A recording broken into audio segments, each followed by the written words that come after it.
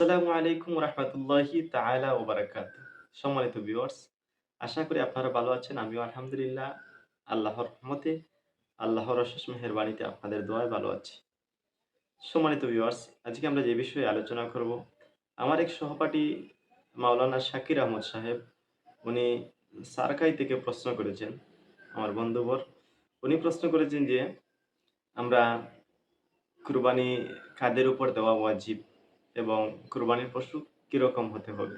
আমি স্ক্রিনের মধ্যে উনার স্ক্রিনশটটি দিয়ে রেখেছি। উনি যে প্রশ্নটি করেছিলেন সেটির জবাব হচ্ছে গিয়ে, আমরা ১ম এ যে কুরবানি কাদের উপর দেওয়া ওয়াজিব?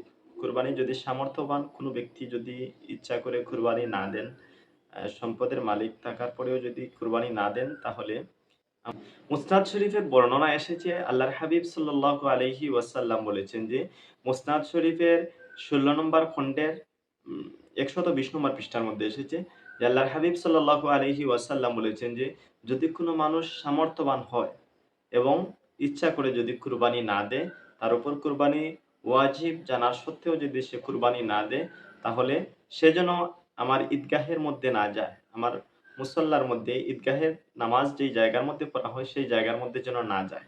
তাহলে আমরা বুঝতে পেলাম, আল্লাহর হাবিব সাল্লাল্লাহু আলাইহি ওয়াসাল্লাম বলেছেন যে, যাদের সামর্থ্য আছে তারা যদি কুরবানি না দেয়, তাহলে তার জন্য আল্লাহর হাবিব সাল্লাল্লাহু আলাইহি ওয়াসাল্লাম নিষেধাজ্ঞা করেছেন যে, তারা যেন ঈদগাহের ময়দানে না যায়। পরের যে বিষয়টি হচ্ছে গিয়ে, কুরবানি ওয়াজিব কাদের উপর? কুরবানি ওয়াজিব হচ্ছে গিয়ে তাদের উপর যে যারা প্রাপ্তবয়স্ক, সুস্থ মস্তিষ্কের অধিকারী ব্যক্তি, নেশাব পরিমাণ মালের অধিকারী, এবং তার উপর হচ্ছে গিয়ে কুরবানি ওয়াজিব। যারা নেশাব পরিমাণ মালের অধিকারী, সুস্থ মস্তিষ্কের অধিকারী, প্রাপ্তবয়স্ক হয়েছে, তাদের উপর কুরবানি করা হচ্ছে ওয়াজিব। এবং তাদের উপর কুরবানি করা ওয়াজিব তাদের সামর্থ্য যদি এখন না থাকে।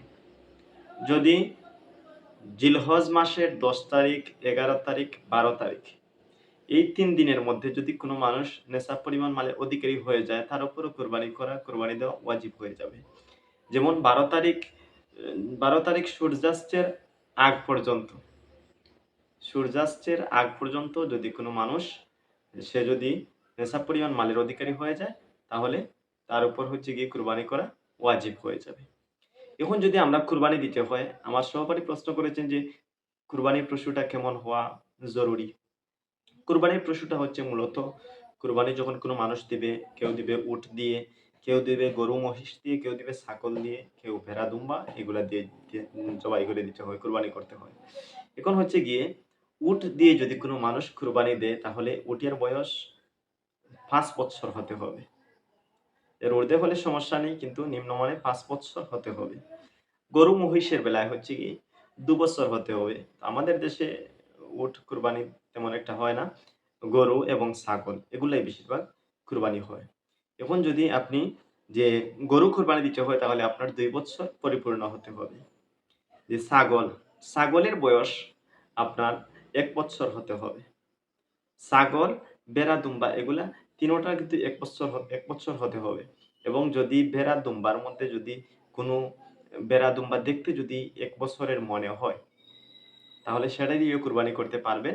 তবে সেই ভেড়া, দুম্বা কিন্তু কমপক্ষে ৬ মাস তার বয়স হতে হবে। কমপক্ষে ৬ মাস হতে হবে। আর যদি সে দেখতে মোটা-তাজা হয়, ১ বছরের মনে হয়, তাহলে আপনি কুরবানি দিতে পারেন।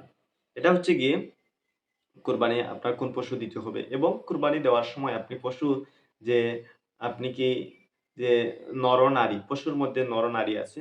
যেমন আমরা যেগুলাকে গাভী বলি আর যেগুলাকে ষাঁড় বলি। আপনি ষাঁড় দিয়েও কুরবানি দিতে পারেন, আপনি গাভী দিয়েও কুরবানি দিতে পারেন। সমস্যা নেই। এটার মধ্যে যেমন আপনি ছাগলের বেলায় বকরি দিয়ে দিতে পারেন, আপনি আবার খাসি দিয়েও দিতে পারেন। সমস্যা নেই। আপনি যেকোনো একটা দিয়েই কুরবানি দিলে আপনার কুরবানি হয়ে যাবে।